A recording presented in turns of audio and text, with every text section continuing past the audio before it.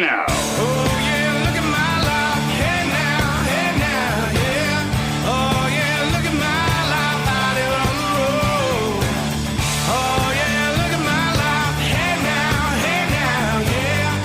Oh yeah, look at my life out here on the road. How you doing, friends? Welcome to Scott Fox After 9. I want to thank you for checking into this episode. I am once again coming to you from my home studio. I am not at the radio station the last couple of days because, as I mentioned at the end of yesterday's episode, I'm dealing with a bit of a medical issue. And please don't be too concerned about me. It's something that is so bizarre. I never would have thought it was possible unless I'd experienced it myself. And I'm going to talk a little more in depth about it tomorrow. But I'm telling you, if I gave you 20 guesses as to what I'm dealing with, you probably wouldn't get this one. It's a strange one, and I'm on the mend. I'm doing much better. Clearly not affecting my ability to do a podcast, but it means I can't be in the radio station right now or at the typical studio that I do the pod from. So rest assured, I think I'm going to be back tomorrow in the regular studio. Today, though, I'm going to bring you a great episode. I've got a lot of audio to play for you. And just a reminder before I tell you what's on the pod today, if you haven't already, hit that subscribe button. A lot of new subscribers just check the app every couple of days to see if there's a new episode. And yeah, there usually is. I put one out almost every day. However, if you hit the subscribe button, you'll just get a notification when new episodes appear. And if you're enjoying what you hear, share the pod. Let other people know about it. Let's keep growing this audience, which truly does go from C to C to C across Canada. On the episode today, I'm going to do something that I do infrequently, but I'm not opposed to doing. I'm going to promote another podcast. I'm going to play a little audio for you from Joe Rogan. That's going to happen toward the end of the episode. He had a really unique way of talking about a very sensitive issue. So that's coming up. You're also going to hear from Prime Minister Mark Carney. Yesterday's episode was almost entirely dedicated to him and his overseas trip because he's finally speaking to the media. But get this, he flip-flopped again on the situation in Iran. And I'm going to play his remarks unedited so you can hear the whole context. One of the reasons I do this podcast is to give you information. On the news, you'll see a 20, 30-second clip maximum. Well, the leaders have a lot more to say other than the clip they show you on the news, and oftentimes the clip they use is one to make the leader look good and to make the opposition leader look bad. That's just the MO for our media. There's no real way to deny it. They're in that game. I give you long-form clips so you can hear it with context, and you can make an informed decision about how you feel. Yesterday, primarily about Carney. You will hear him again in this episode, but today, I want to focus a little bit on Pierre Poilievre. He is over in Europe right now. He is meeting with business leaders and many others over there, and he's trying to make a case for why Canada needs a conservative government. Now, Europeans are not going to vote in Canadian elections, but they can help build momentum. And I think that that's what Pierre's doing. There's also a good opportunity for him to look like a leader on an overseas trip. Pierre Poilievre wants to position himself as a prime minister in waiting. Trips like this go a long way. I know the left doesn't like him being over there, but frankly, I haven't heard Carney criticize it. Pierre Poilievre has every right as leader of the opposition to travel around the world and make the case for Canada. And that's one of the things that Pierre has done very, very well on this trip is make the case for investment in Canada. I want to start off by playing just something that he said the other day when he was in the UK before he left to go to Germany. This is about 2 minutes long, nice lighthearted moment from Pierre. Check this out. You'll forgive me if I'm a little bit wired and tired, but we have this thing called jet lag, which I solve with caffeine. And the strangest phenomenon came to my attention when I visited one of your fine coffee shops here in London. I went to pay, and I took my beverage, and after I said, "Thank you," the woman said something very bizarre. She didn't say, "You're welcome." She said, "Thank you." And it occurred to me, this is not the sequence that our mothers taught us, which was supposed to be thank you, you're welcome. But instead it was thank you, thank you.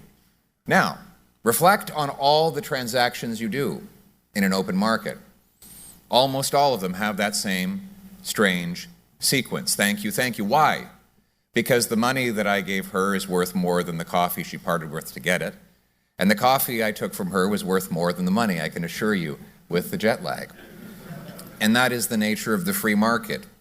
Both parties have to be better off, or they wouldn't choose to participate in it. If I have an apple and want an orange, and you have an orange and want an apple, and we exchange, we're both richer, even though we still just have an apple and orange between us, because now we have something more valuable to us than we had before.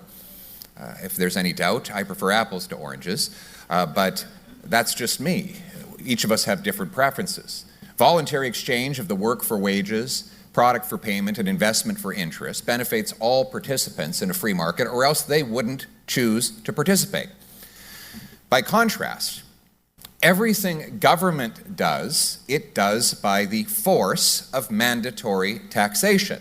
Even the things we agree it must do, like fund a military, it has to be done through the coercion of the state. And that's why no one writes thank you on their tax forms. You know, he has just got such a unique ability to explain certain things. Full credit to Pierre. That's a good way to open up that speech that he was giving over there in the UK. Now, before I get to some podcast audio, actually, I'm going to play two different podcasts, promote two different ones in this pod today. But that's okay because it's great content and I think you should hear it. But before I get to that, I want to play for you a little bit of a video that Pierre released. He shot it when he was over in Europe, and it was talking a little bit about our history. The history of the Magna Carta.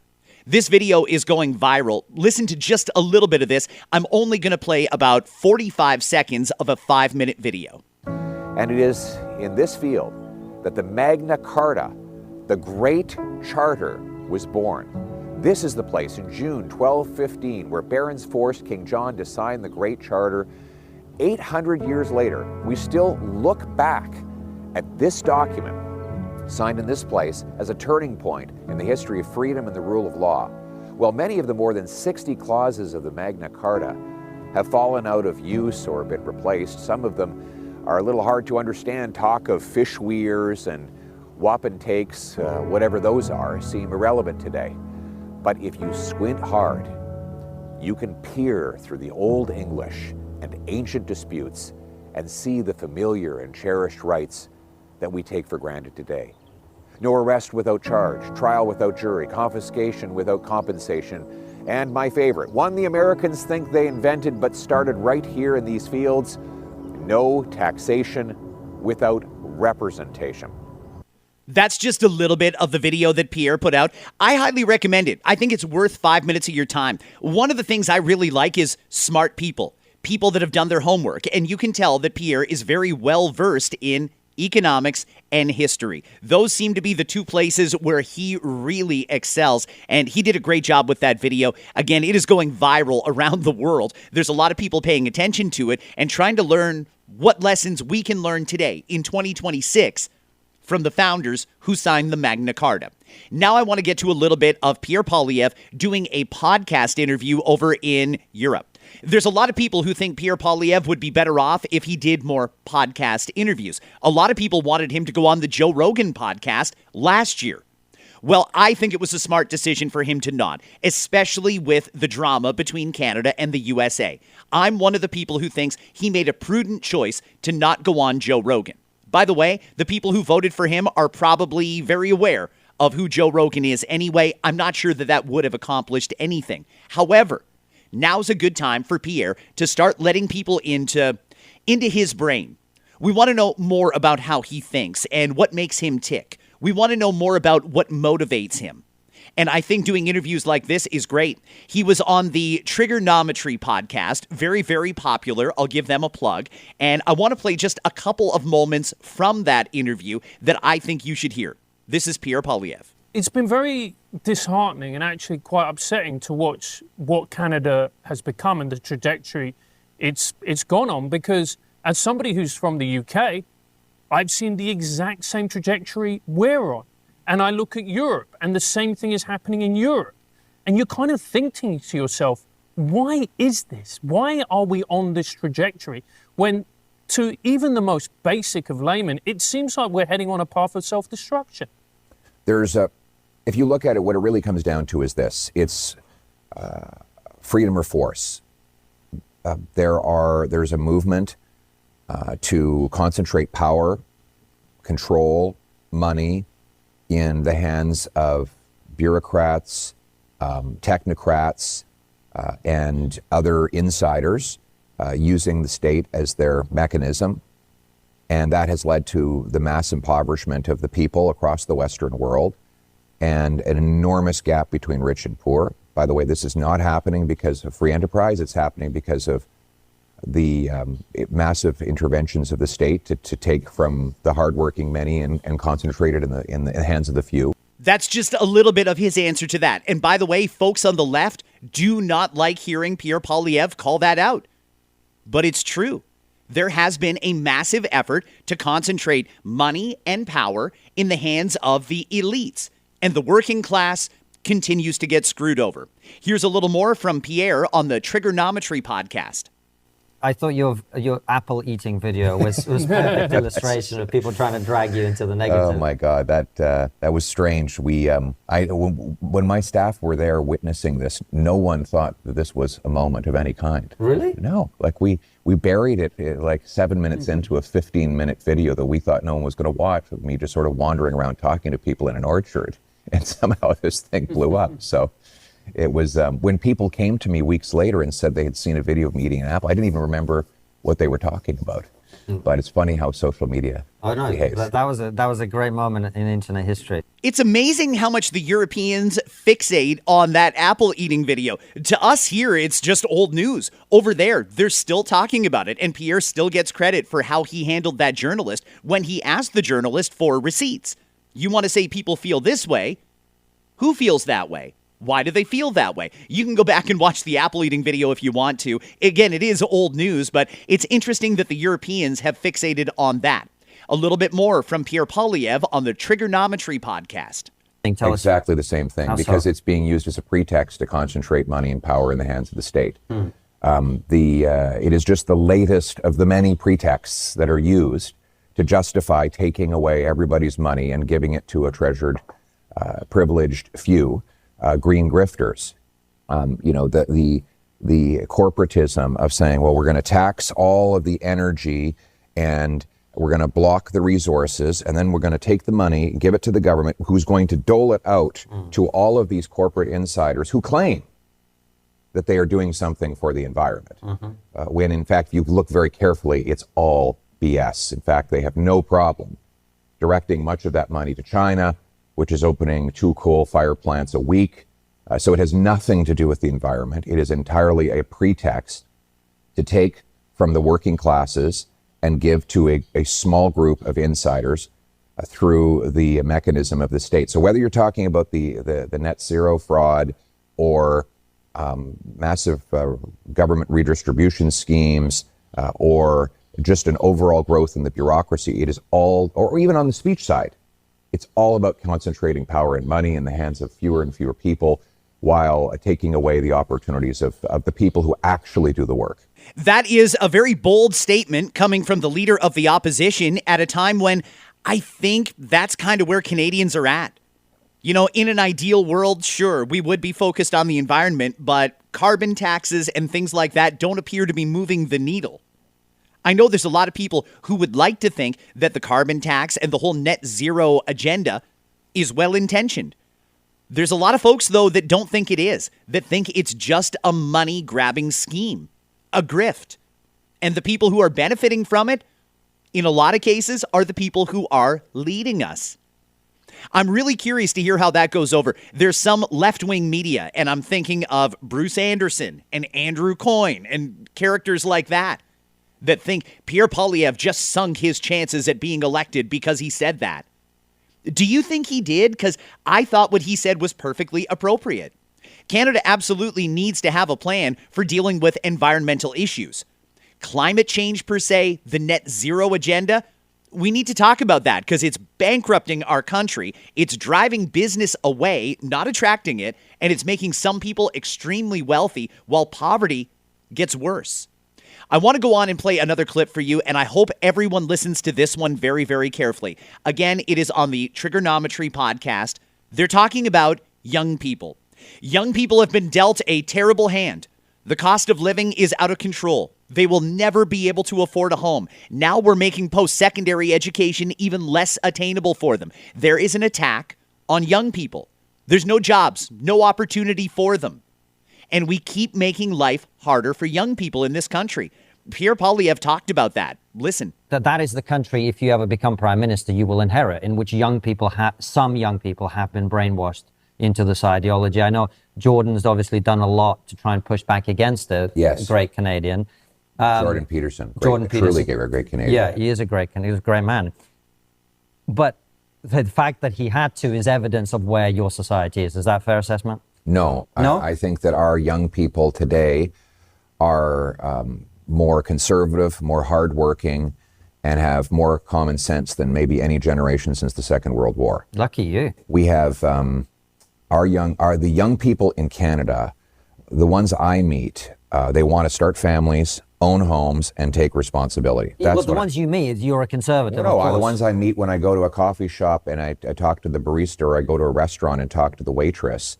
I'm not talking about at conservative rallies. I'm talking about it on shop floors and in retail outlets across the country, where I meet young people, and they're the ones being held back. We won, by the way, the youth vote. In fact, we have our election body, Elections Canada, runs elections in the high schools. They are mock elections, but all of them participate. Now, some people say, oh, this is trivial stuff. We're talking about like every high school student. We won the high school vote. They voted conservative. Wow. And this is the first time that the high schoolers voted differently than their parents in the general election. And it's on election day. So young people today in Canada, I believe, are grounded in a desire to work hard, to unleash their ambitions. And so I'm actually very optimistic about our upcoming generation. What an incredible thing to say. I am proud to hear him recognize that. Young people are trying to get ahead. They are smart people, but they have been dealt such a bad hand in this country. And their parents, and in a lot of cases, their grandparents, are the ones that are holding them back.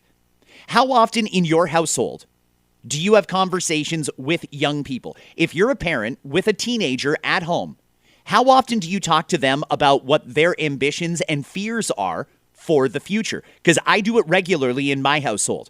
I've got one off to university soon, and I've got two recent university grads. I hear the same thing over and over.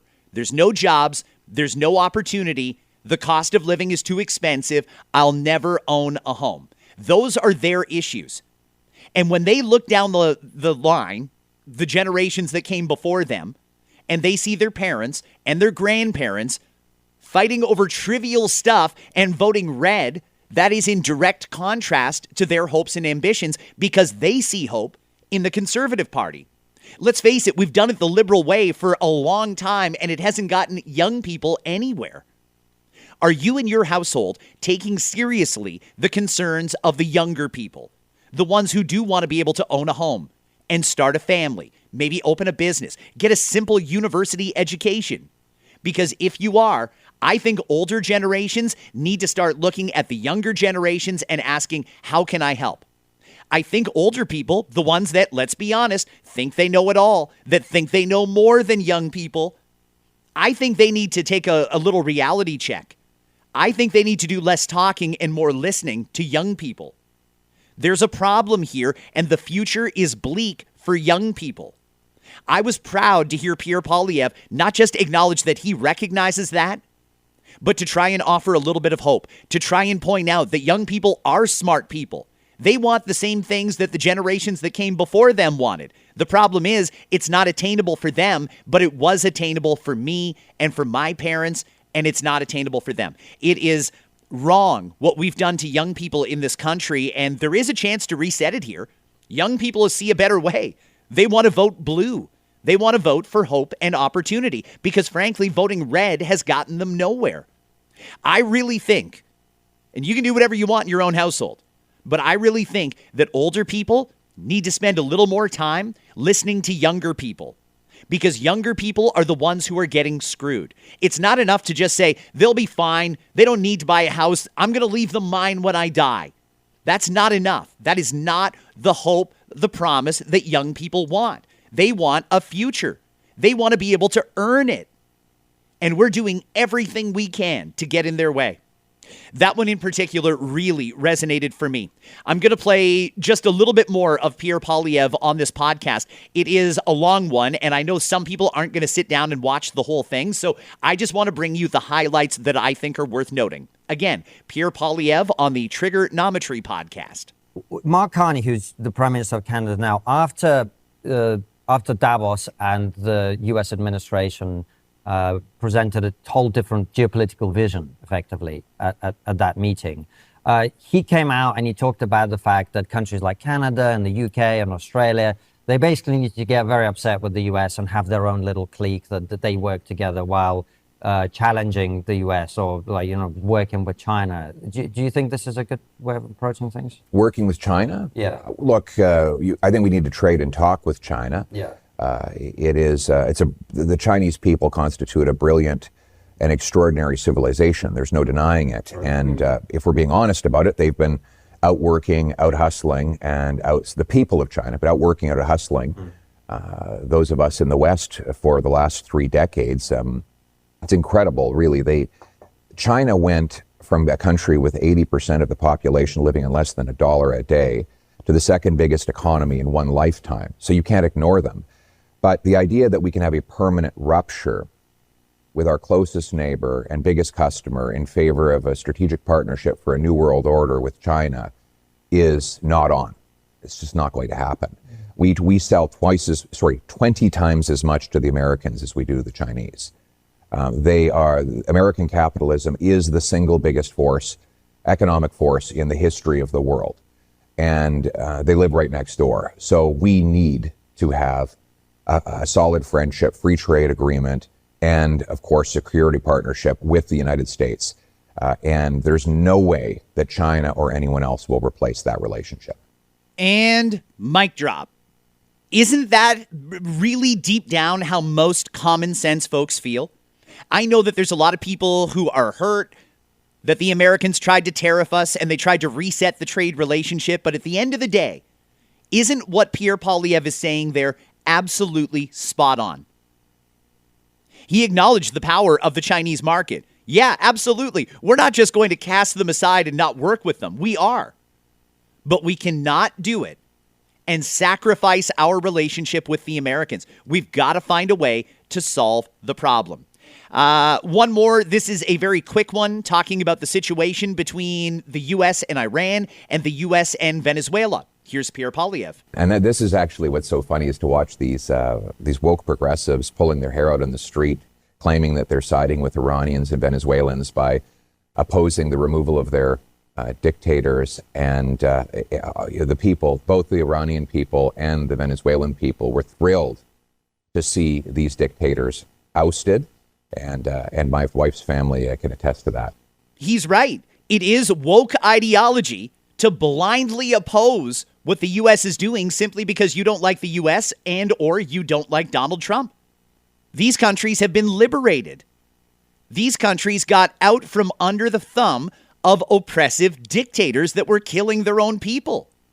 We shouldn't be upset about that. Now, we don't necessarily have to go all in on supporting it, but you know what? We certainly shouldn't be condemning the U.S. for it and trying to find reasons, technicalities, legal loopholes to suggest that it was wrong and unjust to do. Those dictators had to go.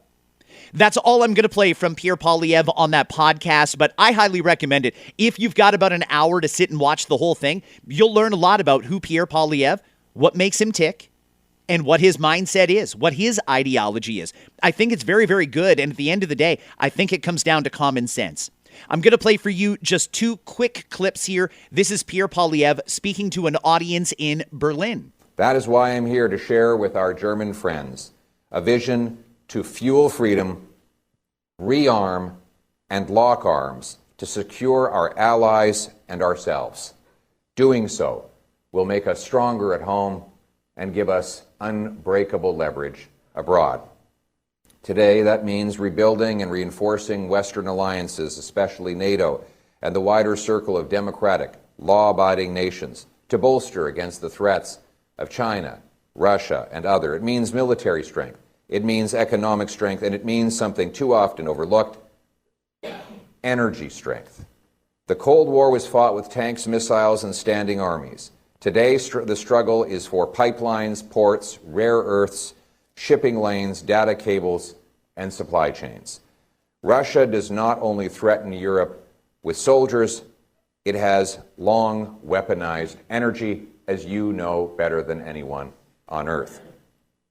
The price seemed, and this is as a result of a kind of complacency on both sides of the ocean. For years, cheap gas lulled Europe into a false sense of comfort. The price seemed low, the risk seemed distant, until it wasn't. Russia invaded Ukraine, the bill came due. And China has drawn the same lesson. It dominates mining and refining of critical minerals. It builds ports abroad, lends through state banks, and trades all of this leverage for political obedience. It does not separate commerce from strategy. These regimes do not see trade as neutral, voluntary exchange. They see it as a tool for state power and realpolitik abroad. Free nations trade to grow. State-controlled regimes trade to control. Totalitarians invest to gain dominance. That's just a little bit of what Pierre had to say to that audience. Basically, what he's leading up to here is his proposal that I think the Europeans are going to be very, very happy with. He wants to create a strategic reserve of the things that countries might need in wartime. A strategic reserve of critical minerals. And if you have a trade deal with Canada, you'll have access to our strategic reserve so that there are no interruptions to supply chains when countries need them. That makes other countries already reliant on Canada. It makes them want to create a deal with Canada. The regular Canadian folks can benefit from that. That's a common sense thing to shore up Canada's allies. That's a brilliant move by Pierre Poilievre. This is about a minute long. This is the wrap up to his speech. If we want a free world, we must fuel it and fight for it. We must reinforce the Western alliance, NATO, and the wider circle of democratic law-abiding nations. We must strengthen our armed forces, we must strengthen our alliances, and we must ensure that the economic foundations of freedom are secure within the alliance itself. For Canada, that means unblocking our resources, building the infrastructure, and becoming stronger at home for an unbreakable leverage abroad. For Germany, it means anchoring supply in stable democracies. Together, it means that we will defend the free world with energy and with arms alike. Berlin once stood at the line between two worlds, but it still divides, those divisions between freedom and tyranny are still there. Canada is on the side of freedom and friends. We will power our friends, we will fuel our freedom, we will rearm and lock arms. My friends, here in Germany, you need to know that Canada stands with you because we are stronger together in freedom and friendship. Thank you very much.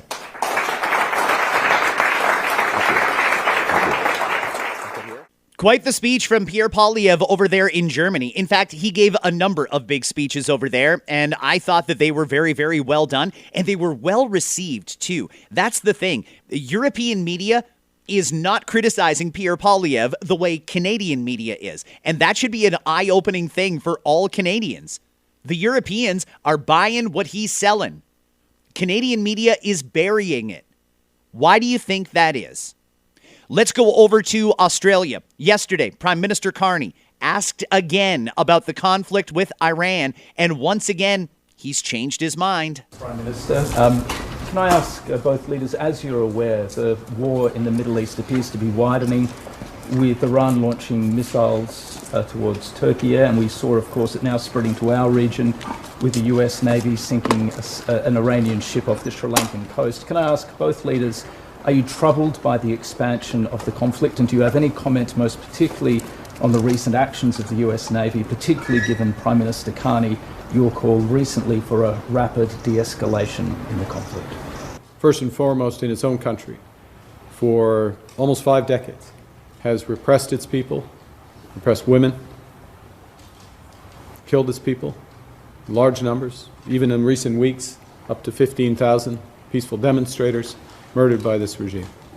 It's a regime that's exported terrorism for decades across the Middle East, It's reached the shores here.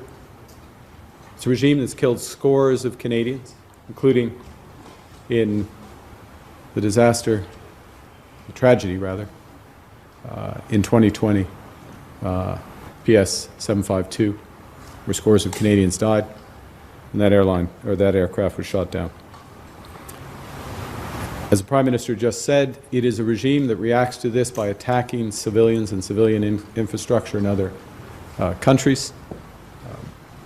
And so, while we want to see a broader de-escalation of these hostilities with a broader group of countries than just the direct belligerents involved, we recognize, we stress, that that cannot be achieved unless we're in a position that Iran's ability to acquire a nuclear weapon, develop a nuclear weapon, and to export terrorism is ended. So that process must lead to those outcomes. Canada. Question for Prime Minister Carney. You've said that Canada will not participate in U.S. military action in Iran. So can you definitively say that's going to remain the case, even if hostilities broaden, escalate, or are prolonged? You've asked a fundamental hypothetical in a conflict that can spread very broadly. Today's events, recent events, point to that. So one can never categorically rule out participation. We will stand by our allies when it makes sense. There's a distinction between the offensive actions that were taken and are being taken by the United States and Israel, that were taken by them without consultation with Canada, with other allies, and we're not party to those actions. But we will always defend Canadians. We will always stand by and defend our allies when called upon. That's the moment. Prime Minister Carney, who initially supported this, then changed his mind because he noticed that it didn't follow the rules-based order. Didn't go through the United Nations. He wanted it to go through the UN, and then he called for a ceasefire, basically. He flip-flopped there. Now he's kind of flip-flopping again. And it's the right answer. What he said there is true. No, you can't rule out Canada ever being involved in this conflict. Right now, we have no plans to, but we might get involved. That's the right answer, and it leaves all options on the table. That was the right thing to say. But it's another flip-flop, and he took another shot at the Americans. He's calling it belligerence that they attacked Iran, the U.S. and Israel. A belligerent action.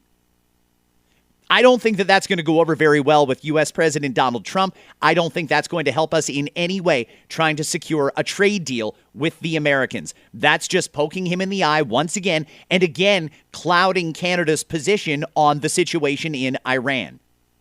I'm going to move on. One last thing I want to play on this pod. This was a really interesting back and forth that happened on the Joe Rogan podcast. He was talking to Steve-O. You may remember him from Jackass. The topic of transgender came up, and I'm going to play this. Even though it has some profanity in it, this is a warning if you've got younger ears around. I try to keep this podcast clean wherever possible. I can only control me, though. In this, they discuss transgenderism, a controversial topic that a lot of people are uncomfortable discussing because they feel they can't really say how they truly feel on the topic. A lot of people feel censored on this topic. It came up and they had a great discussion. Steve-O and Joe Rogan talking about it. Listen to how when Joe Rogan explains it, the way he sees it, how Steve-O even evolves his own opinion. But in this situation, talking to this transgender person, like, hey, can I run something by you? And I spoke with them. They described to me a level of oppression that genuinely fucking broke my heart. They said, hey, let me tell you, like, I am not allowed to use the bathroom at my own place of work. We've got, like, That's not true. They're just not allowed to use the bathroom. It doesn't align with their biological sex. Okay. But you got to realize, they're not all... Listen, I genuinely think there's people that feel like they are in the wrong biological sex. Sure. Right? But there's also people that are fucking perverts. And they have a thing called autogynephilia. And what that is they get a turn on by pretending to be a woman. They get excited by it. And they want to be around women. and they're creeps. And so you give them a fucking Willy Wonka golden ticket to go into the women's locker room and the women's bathroom and stare at women and pretend you're a woman when you're just a crazy man and you're actually into women. Okay. That's real too, man. I don't doubt that that's real, and I know that it's a super complex, nuanced thing. And but here's what's not complex. What is your chromosomes? Right. Okay? This is the same thing for competing. Right. All these fucking mental gymnastics that seemingly intelligent people do to justify biological males competing with females. Oh, I'm with it. I don't think anybody's It's the same that. thing. Right. It's the same thing.